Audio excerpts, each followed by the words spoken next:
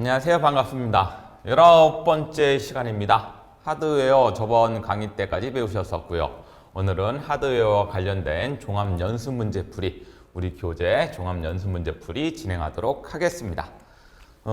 길지 않으세요? 우리 하드웨어 배우셨던 거 기억하셔갖고 문제 잘 따라오시면 되시겠습니다. 1번부터 한번 보죠. 컴퓨터의 하드웨어를 업그레이드 할 때 수치가 작을수록 좋은 것은 이라고 나와 있네요. 자, 장치들의 특징 중에서 어떻게 무엇이 작으면 좋냐 이런 거죠. 자, CPU 클럭 속도 당연히 높으면 높을수록 좋습니다. 여러분들 뭐 CPU가 1.8MHz가 좋으냐 2.8MHz가 좋으냐, 당연히 2.8이 더 고급진 거다. 고급진 거다라고 하긴 좀 그렇지만 장비로서는 더 좋은 거다라고 생각하시면 되시겠고, 하드디스크는 보조기억 장치네요. 여러분들 용량 따지셨을 때 용량이 작은 게 좋습니까? 큰 게 좋습니까? 당연히 큰 게 좋겠죠. 우리는 지금 수치가 작은 거 따지는 겁니다. 자, 램의 접근 속도예요. 주기억 장치죠. 주기억 장치의 접근 속도라고 말하는 거는 얼마나 빨리 자료를 갖고 올 수 있나, 자료에 접근할 수 있나. 그렇죠? 빨리죠, 빨리. 얼마나 빨리. 그러면 그 빨리란 얘기는 수치가 작으면 작을수록 좋다. 뭐 예를 들면 이런 얘기죠. 1초 만에 자료에 접근해서 갖고 오는 거하고 0.1초 만에 자료를 접근해서 갖고 오는 거. 어떤 게 더 좋으세요? 그렇죠? 빨리 접근해서 빨리 가져다 쓰는 게 좋다라는 개념이죠. 그래서 답은 몇 번? 3번입니다. 여러분들 전송 속도, 모뎀의 전송 속도는 인터넷 속도를 말하는 거예요. 인터넷 속도는 커야지만 동시에 많은 양을 다운받을 수 있거나 올려보낼 수 있겠죠. 그래서 답은 몇 번이다? 3번이다. 이렇게 되는 거죠. 자, 2번 문제 보죠. 다음 중 컴퓨터와 관련된 용어의 설명입니다. 우리 컴퓨터 기본적으로 하드웨어 용어 되게 많이 배우셨어요. 기억하실 거 한번 기억해 보시면서 옳지 않은 거 한번 찾아보시죠. GIGO, 가비지 인, 가비지 아웃, 이런 용어 들어보셨죠? 저번 강의에서 들어보셨을 거예요. 그래서 쓰레기가 들어가면 쓰레기가 나온다. 이 뜻이죠. 결국 자료를 제대로 입력해야지만 제대로 된 자료가 나온다. 자료의 무슨 성? 정확성을 강조하는 용어다. 이렇게 생각하시면 되세요. 그래서 자료가 좋지 않으면 출력 자료도 좋지 않다라는 개념 맞네요. 그래서 뒤에 거 읽어보시게 되면 컴퓨터에 불필요한 정보를 입력하면 불필요한 정보가 출력된다. 그렇죠? 자, 1번은 땡. 2번 보시죠. ALU. 자, 우리가 장치 배우셨었을 때 장치를 한국말로 기억하는 것도 중요하지만 영어로도 꼭 기억해 주십시오라고 말씀을 드렸어요. 그래서 이렇게 보기에서 영어가 나왔을 때 내가 한국말로만 기억하고 있으면 저 용어가 무슨 뜻인지 모르시죠? 그래서 꼭 같이 외워주셔라. ALU 나왔으니까 한번 여쭤볼까요? 무슨 뜻? 무슨 장치? CPU가 있었죠. 중앙처리 장치예요. CPU의 세 가지 구성 요소 하게 되면은 레지스터, 그렇죠? 그런 다음에 ALU, 그런 다음에 CU. 대답 한번 해보시죠. ALU 무슨 뜻이에요? 연산 장치. CU는 제어 장치. 요 정도는 알고 계셔야 된다.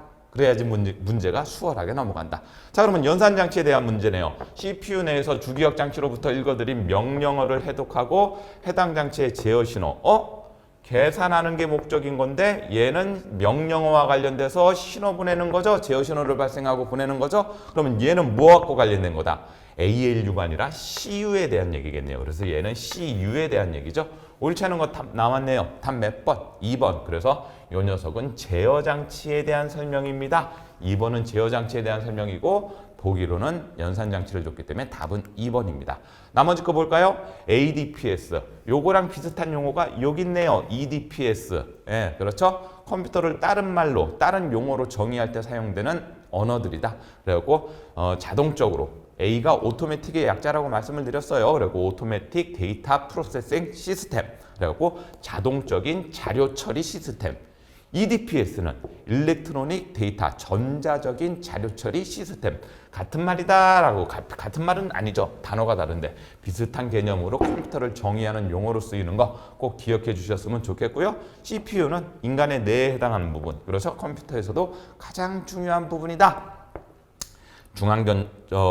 중앙처리 장치라고 말씀을 드렸던 거. 답은 몇 번? 2번. 좋습니다. 자, 다음 거 들어갑니다. CPU에 있는 레지스터에 대한 설명입니다. 옳지 않은 거 골라줄래요? 계산의 일시 저장, 그런 다음에 주소 색인 등 여러 가지 목적으로 사용될 수 있는 레지스터들, 그리고 범용 레지스터. 말 그대로 레지스터잖아요. 그렇죠? 요런 데 쓰인다라는 거 기억하시고요. 주기억 장치보다 용량이 적고 속도가 느리다. 자, 강의 때 이거 기억나시나요? 우리가 컴퓨터에서 제일 빠른 부분이 어디라고요? CPU라고요. 뭐가 있기 때문에? 레지스터가 있기 때문에. 그렇죠? 그리고 레지스터가 컴퓨터에서 제일 빠른 장치다. 이거 기억하셨으면 답 맞추실 수 있겠네요. 그리고 답은 몇 번일까요? 2번이 답입니다. 주기억 장치보다 용량이 적고 속도가 되게 빠릅니다. 그런 다음에 여기 나왔네요. ALU, 아까 산술 논리 연산 장치인데 연산의 개념이고 개념이고 카운터는 다음에 수행할 명령어의 주소. 자, 프로그램 카운터 나왔으니까 영어로 뭐라고 쓰고 PC라고 쓰고 무슨 장치에 속해 있다? 제어 장치에 속해 있다. 이 정도까지는 기억해 주셔갖고 IR, 명령 레지스터, 프로그램 카운터 이 정도까지는 여러분들 기억해 주셔야지 문제 푸시는데 불편함 없습니다. 답은 그래서 몇 번? 2번 좋습니다. 계속 나가죠. 자, 다음 중 레지스터에 대한 설명으로 옳지 않은 것은 또 레지스터 묻네요. 명령 레지스터는 현재 수행 중인 명령어를 가지고 있다. 기억, 명령 레지스터 영어로 뭐라고 쓴다고요? IR. 그렇죠?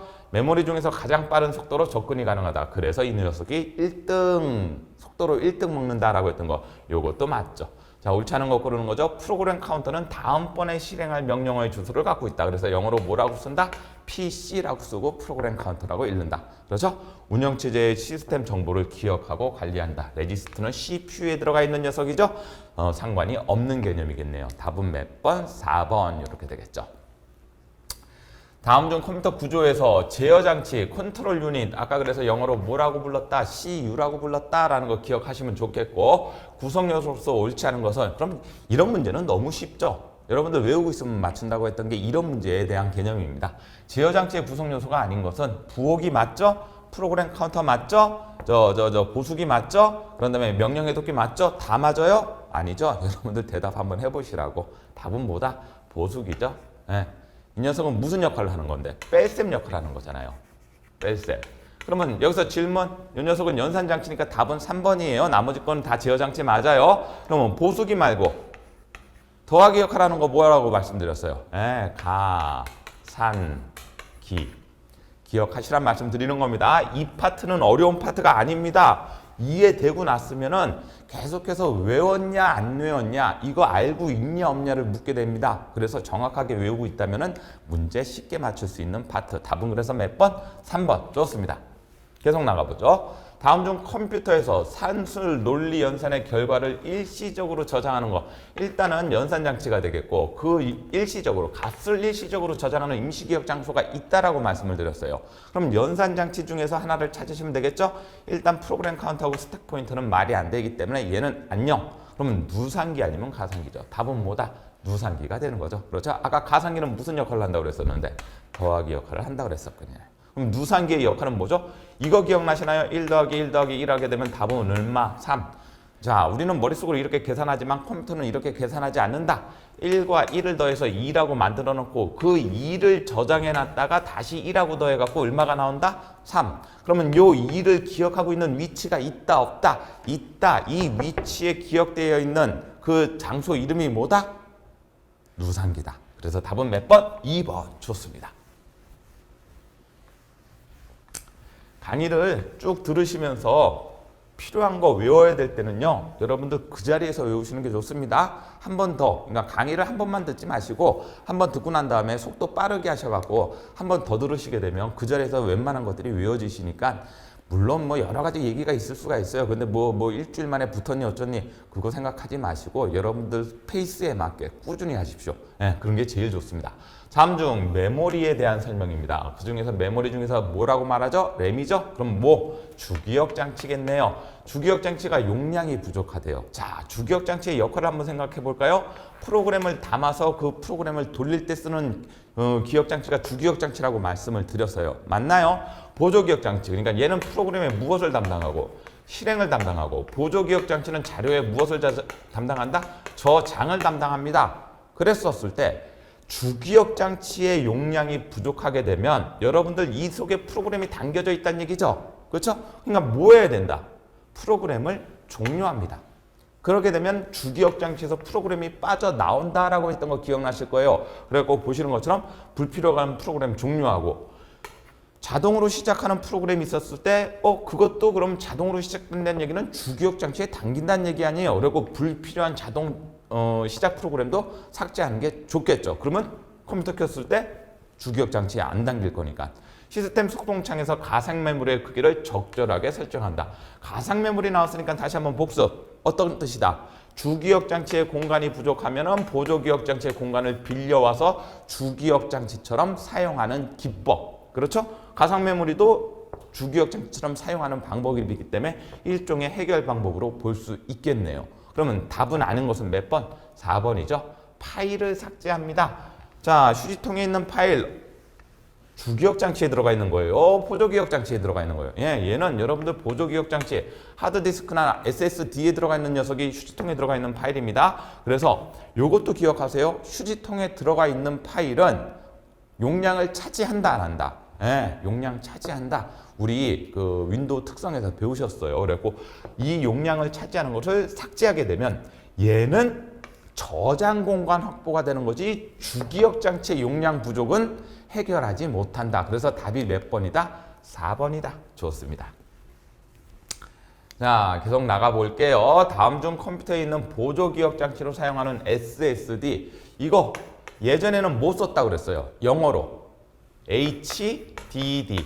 그래서 이 녀석을 뭐라고 읽는다? 우리 하드디스크. 그렇죠? 이거 대신에 차세대로 쓰는 게 이 녀석입니다 라는 거 기억하실 거고, 그러면 이 녀석의 특징 알아볼까? 옳지 않은 거 골라보십시오.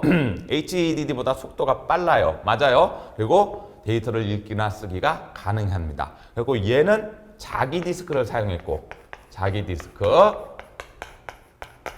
SSD는 뭘 이용한다고 그랬죠? 오케이, 반도체를 이용합니다. 그래서 얘는 한번 장착했었을 때 오류가 없으면 거의 오류가 없이, 그리고 초기 불량이 없으면 웬만하면 계속 깔끔하게 쓸 수 있는 거다. 자, 물리적인 충격에 약한 게 자기 디스크예요. 왜? 디스크 안 갖고 막 트랙이나 섹터를 찾아가야 되기 때문에. 불량 섹터. 그리고 SSD에는 섹터란 말 쓰지 않습니다. 이 섹터가 뭐였었죠, 여러분들? 원이었어요. 원. 자기 디스크의 원. 맞죠? 그러니까 얘는 특징이 아니라 HDD의 특징이 되겠네요. 그래서 답은 몇 번? 2번. 소음이 없으며 전력 소모가 적다라는 특징도 갖고 있고. 자, 여기 나오네요. 자기 디스크가 아닌 무엇을 이용한다고요? 반도체를 이용해서 자료를 저장하게 됩니다. 그래갖고 요즘은 예전에는 SSD보다는 HDD가 문제에 자주 출제가 됐어요. 왜? 그때는 다들 하드디스크 썼었으니까. 요즘은 웬만하면 SSD 쓰니까 이런 문제는 좋다. 꼭 기억해 놓자라는 거.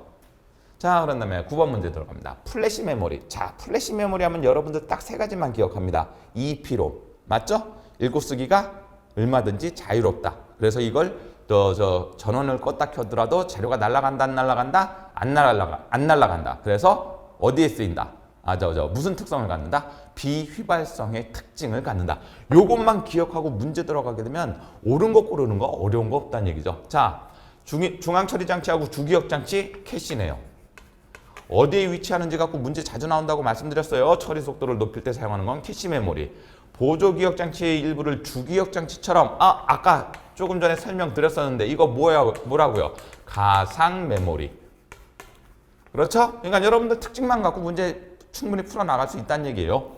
주기억 장치에서 저장된 정보를 접근할 때 주소 대신 기억된 정보. 이거를 뭐라고 불렀다? 연관 메모리. 그래서 보통은 주소를 갖고 찾아가야 되는데 무엇을 갖고? 기억된 정보를 갖고 내용을 찾아가는 방식을 연관 메모리. 그럼 답 나왔네요. 4번밖에 없는데 한번 볼까요? 그러면 오케이, EEPROM 나왔고 메모리 칩으로 MP3나 휴대폰 디지털 카메라에 쓰인다. 그러면은 답은 몇 번? 옳은 것은 모르니까 답은 4번이 되겠죠. 깔끔하네요, 문제. 자, 다음 중 지하철이나 버스 정류장에서 관련된 지도나 주변 상가를 검색. 정보 또는 특정 정보를 인터넷과 연결해서 효과적으로 전달하는 입갑판형 정보 안내기기를 우리가 뭐라고 불렀어요? 키오스크라고 불렀었죠? 그렇죠? 여러분들 뭐 음식점 주문할 때 이런 키오스크 많이 씁니다. 그러면 나머지 건 뭔가요? 그러는데 이걸 여기서 설명을 안 드릴 거예요. 왜? 뒤에 가면 멀티미디어 파트에서 멀티미디어가 우리 실생활에 사용되는 거. 뭐 주문용 비디오 그러면은 뭐 설명은 안 드린다는데 잠깐만 저 관련된 용어만 좀 설명을 한번 드려보죠. 다시 보기 서비스 우리 그렇죠? 인터넷에 들어가서 다시 보기 서비스. 그다음에 얘는 교육 관련 프로그램이에요. 교육 도와주는 프로그램이라고 멀티미디어라고 생각하시면 되시겠고, 화상회의, 요번에 코로나 때 우리 화상회의 되게 많이 하셨잖아요. 맞죠? 뉴스에도 많이 나오고. 그리고 이게 요 녀석은 멀티미디어 활용과 관련된 거고, 3번 키오스크가 우리가 장치적인 특징으로 이런 걸 가지고 있다라는 거 기억해 주셨으면 좋겠습니다. 다음 중 USB에 대한 거다. USB 생각하시면 여러분들 몇 개? 127개. 그렇죠? 그 다음에 핫 플러그인, 그런 다음에 플러그 앤 플레이. 그거 기억하시고, 그런 다음에 전송 속도가 빠르다. 그런 다음에 3.0이 파란색. 그거 기억하시면 문제 풀어요. 자, 옳지 않은 거 볼게요. 자, USB 포트의 전송 속도가 빠르다. 오케이, 동그라미. 다음 중 최대 USB는 컨트롤러당 몇 개까지? 127개까지 좋습니다. 그런 다음에 핫 플러그인 지원되고 플러그 앤 플레이 지원됩니다. 좋아요. 그럼 답은 몇 번? 4번. 그래갖고 빨간색이 아니라 파란색. 뭐 이런 것까지 문제에 나올 수도 있기 때문에 우리가 강의 시간에 이런 것들을 정리해 드렸었죠. 그래갖고 이렇게 나옵니다라는 거 여러분들 2.0보다 3.0이 좋은 건 알고 계실 거고, 그래갖고 색깔로 구분하게 되면 파란색이 3.0입니다라는 거 기억해 주셨으면 좋겠어요. 그럼 답은 4번 이렇게 되겠죠? 다음 중 컴퓨터의 인터랩트가 뭐라고? 간섭, 이렇게 기억하시게 되면 문제가 쉽게 풀리게 되죠. 그렇죠? 그렇기 때문에 어떤 일을 처리하다가 중간에 예기치 않은 일이 발생하게 되면 여기서 하던 일 잠시 멈추고 이것 좀 먼저 처리해줘. 기억나시나요? 그래서 이렇게 보내는 신호를 IRQ라고 배웠었고, 그런 다음에 이 처리가 이루어지게 되면 다시 원래 작업으로 돌아와서 작업을 마무리한다. 그게 인터랩트. 그래서 중간에 간섭합니다. 끼어듭니다. 라는 개념으로 설명 배우셨어요. 옳지 않은 거 고르죠. 자, 현재 처리 순서를 중단시키고 다른 동작을 수행하는 거. 간섭하는 거 맞죠? 동그라미. 자, 인터랩트를 수행을 위한 인터랩트 서비스 루틴 프로그램이 따로 있어요. 그렇죠? 그리고 인터랩트의 우선순위도 있고. 기억나실 겁니다. 그런 다음에 하드웨어 결함이 생긴 경우에는 인터랩트가 발생하지 않는다. 이게 인터랩트를 발생하는 최고 우선순위예요. 기기적으로 인터랩트가 문제가 발생하면 이거부터 처리해야 되기 때문에, 그래야지 깔끔하게 컴퓨터를 쓸 수 있기 때문에. 그렇죠? 자, 인터랩트 서브 루틴이 끝나면 주 프로그램으로 돌아간다. 여기서 처리가 끝나게 되면 원래 프로그램대로 돌아간다. 답은 그래서 몇 번? 3번. 좋습니다. 그렇죠? 인터랩트의 종류까지도 여러분들 문제 나올 수 있으니까 우리 기억 안 나는 부분들은 다시 앞으로 돌아가 갖고 여러분들 강의 한 번씩 더 들어주셨으면 좋겠습니다. 하드웨어 끝났네요. 하드웨어 끝났으니까 우리 이제 뭐 배우셔야 돼요? 소프트웨어 배우셔야 되죠? 자, 소프트웨어는 이렇게 페이지 번호가 나오는데 이 녀석을 2시간으로 나눠 하기는 좀 그래. 그래서 1시간에 딱 끝낼 겁니다. 종합 연습 문제까지. 그래서 조금 길어요, 여러분들. 다음 강의는 조금 길지만 소프트웨어 역시도 문제 한 문제가 꼭 출제가 되는 파트인데 여러분들 보시고 나신 상태에서 얘도 이해가 되시면 외우는 파트다 이렇게 생각하시면 되시겠어요. 자, 하드웨어 연습 문제 끝났고요. 그런 다음에 다음 시간에는 여러분들과 소프트웨어 특징으로 다시 돌아오도록 하겠습니다. 자, 수고하셨습니다.